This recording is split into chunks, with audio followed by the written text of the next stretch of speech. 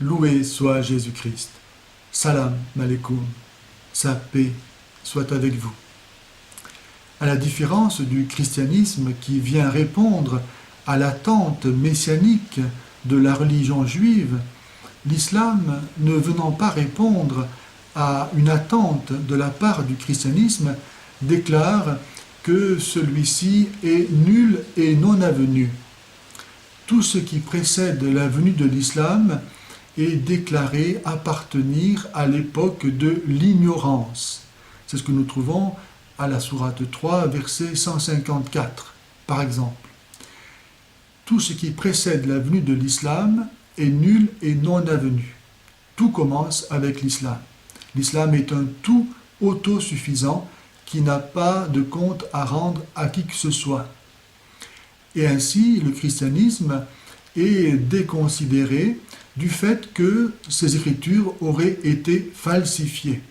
C'est ce que nous trouvons à la sourate 2, verset 59 ou 75, à la sourate 3, verset 78, à la sourate 5, verset 15 ou 41. Ainsi donc, dans ces versets, les écritures chrétiennes et juives sont déclarées avoir été falsifiées, n'ayant donc plus aucune valeur pour aujourd'hui. Et cependant, Allah lui-même, dans le Coran, demande aux Juifs et aux chrétiens de les lire.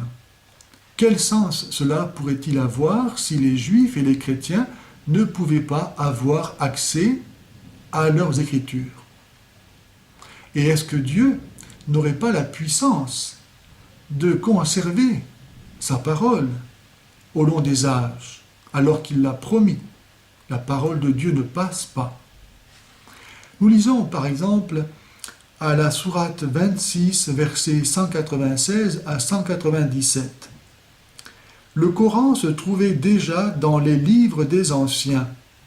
N'est-ce pas pour eux un signe que les docteurs des fils d'Israël le reconnaissent?